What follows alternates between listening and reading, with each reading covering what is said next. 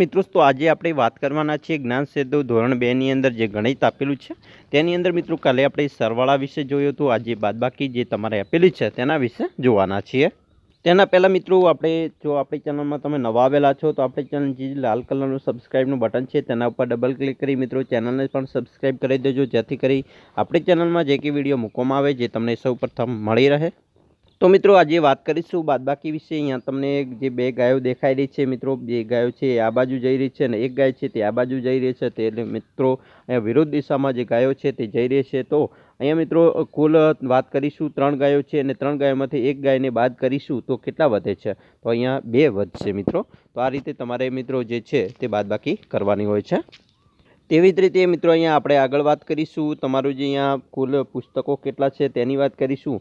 તો મિત્રો અહીંયા તમને 4 પુસ્તક દેખાય છે, અહીંયા 3 છે તો કુલ 7 પુસ્તક છે। તો 7 પુસ્તકમાંથી મિત્રો અહીંયા આપણે 3 પુસ્તક છે તે બાદ કરી દઈએ તો કેટલા પુસ્તક વધશે? તો મિત્રો તમે કહેશો સર અહીંયા તો 4 પુસ્તક વધે છે। મિત્રો આપણે ગુજરાતીમાં આંકડા લખવાનો પ્રયત્ન કરીશું, કારણ કે તમને હજી નાના છો તો ઇંગ્લિશમાં આંકડા લખતા તમને નહીં ફાવે। તો મિત્રો 7માંથી તમારે અહીંયા મિત્રો 3 પુસ્તક બાદ કરવાના છે, એટલે આપણે અહીંયા 4 વધે છે। તો તેવી જ રીતે બાળમિત્રો અહીંયા આપણે વાત કરીશું કે અહીંયા મિત્રો 4 જે ટામેટા આપેલા છે, અહીંયા 2 હાથ છે મિત્રો, તો કુલ 6। તો 6માંથી મિત્રો અહીંયા 6માંથી આપણે 2 બાદ કરવાના છીએ। તો 2 બાદ કરીશું તો કેટલા વધે છે? 4 વધે છે। તેવી રીતે બાળમિત્રો અહીંયા પણ આપણે એ રીતે જ કરવાનું છે કે 3 અહીંયા ફિરકી આપેલી છે, 2 અહીંયા છે, તો કુલ છે 5 અને 5માંથી 2 જે બાદ આ બાજુ બાદ જતી રહી છે, તો અહીંયા કુલ ફિરકી કેટલી વધી છે? તો 3 વધી છે। તો એ રીતે બાળમિત્રો આપણે બાદબાકી પણ કરવાના છીએ। અહીંયા વાત કરીશું મિત્રો તમારે અહીંયા કુલ કેટલા છે? તો કે ભાઈ 3 ગ્લાસ છે તો 3 લખવાના છે। અહીંયા કુલ કેટલા ચિત્રો છે? તો 3 છે, તો 3માંથી 3 જાય તો શું વધે? 0 વધે છે। તો એવી જ રીતે અહીંયા મિત્રો જે જામરૂખ આપેલા છે તમે જોઈ રહ્યા હશો કેટલા છે કુલ? તો કે 1 2 3 4 5 6 અને 7, તો 7 લખવાના છે। અને અહીંયા કુલ કેટલા છે? તો 1 2 3 4 5 6 અને 7, પણ અહીંયા 3 છે, જે 4 છે તે મિત્રો ક્યાં જતા રહ્યા છે? હાથમાં છે। તો અહીંયા આપણે 3 વધારવાના છે। કુલ કેટલા વધારવાના છે? 3। તો આપણે અહીંયા આંકડો છે તે 4 લખવો પડે। તો 7માંથી 4 જાય તો 3 વધશે। તો એ રીતે મિત્રો અહીંયા બાદબાકી કરવાની છે।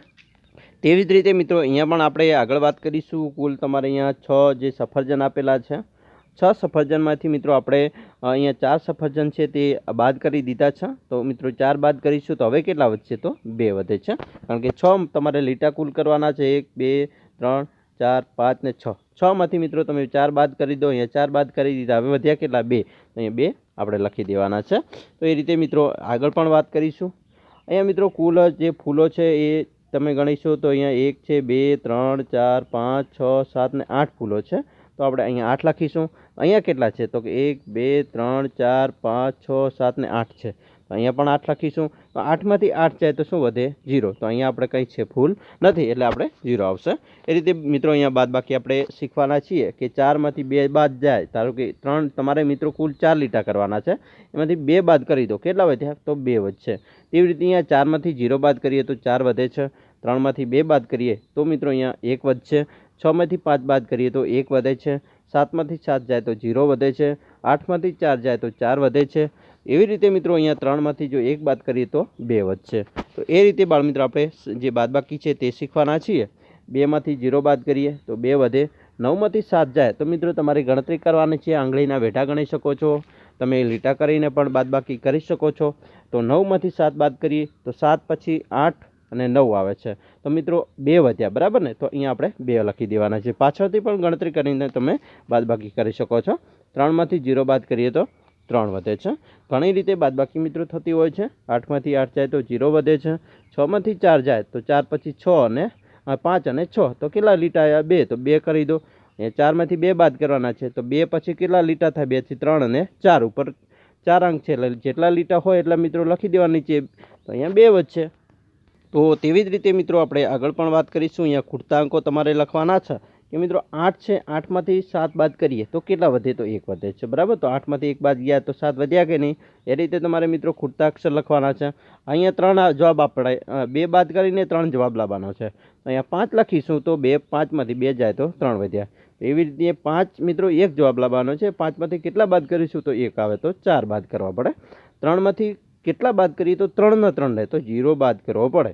બરાબર। તેવી રીતે મિત્રો અહીંયા પણ 5 જવાબ લાવવાનો છે તો 8માંથી 3 બાદ કરવા પડે છે। અહીંયા 0 જવાબ લાવવાનો છે તો મિત્રો આપણે 2 અહીંયા કરવા પડે, એટલે 2માંથી 2 જાય તો 0 વધે છે। તેવી રીતે અહીંયા મિત્રો 7 જવાબ લાવવો હોય તો અહીંયા 9માંથી 2 બાદ કરવા પડે। તેવી રીતે મિત્રો અહીંયા 7 જવાબ લાવવો હોય તો અહીંયા 9 કરવા પડે, ઉલટી છે, બરાબર ને। તો આ રીતે બાળમિત્રો આપણે આના બાદબાકી પણ શીખ્યા છીએ। અહીંયા વ્યવહારુ કોયડા પણ આપેલા છે। ચાલો જોઈશું કે ભારતી પાસે 9 ચોકલેટ હતી, તેણે હર્ષને 4 ચોકલેટ આપી તો તેની પાસે કેટલી ચોકલેટ વધે। હવે આપણે 9 છે અને 9માંથી 4 આપી દે છે તો તમારે પહેલાં તો મિત્રો અહીંયા લીટા કરીને પણ ગણી શકો છો।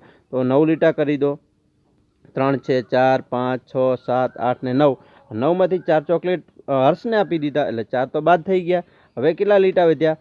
1, 2, 3, 4 ને 5। તો મિત્રો તમારે અહીંયા 5 લખી દેવાના છે કે 5 ચોકલેટ છે તે ભારતી પાસે રહેશે।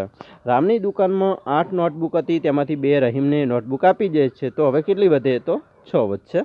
પાપડના પેકેટમાં 6 પાપડ હતા, રવિએ 4 પાપડ ખાધા તો હવે કેટલા પાપડ વધે? તો 2 વધે છે। તો એ રીતે મિત્રો તમે બાદબાકી કરી શકો છો। ખૂટતી સંખ્યા અહીંયા તમારે લખવાની છે મિત્રો।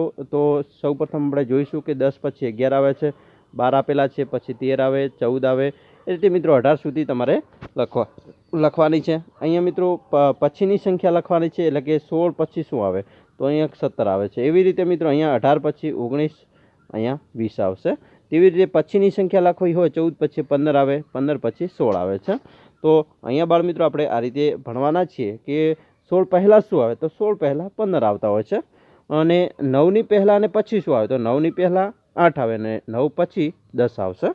18ની પહેલાં અને પછી કરવા હોય તો મિત્રો અહીંયા 17 આવશે પહેલાં અને પછી આવશે 19। 10ની પહેલાં અને પછી તો 10ની પહેલાં 9 અને 10ની પછી 11 આવે છે।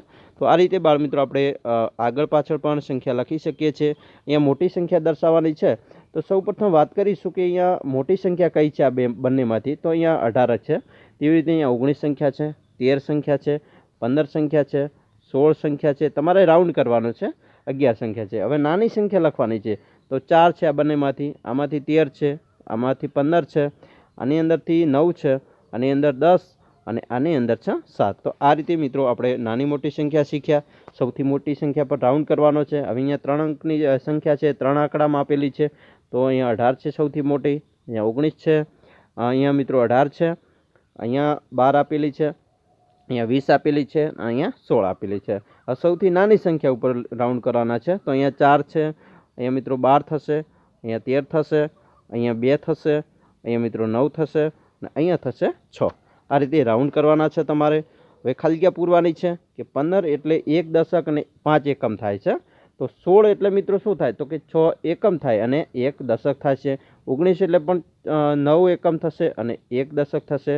1 દશક અને 7 એકમ તો મિત્રો અહીંયા 17 થશે। 1 દશક અને 3 એકમ તો મિત્રો અહીંયા 13 થાય છે।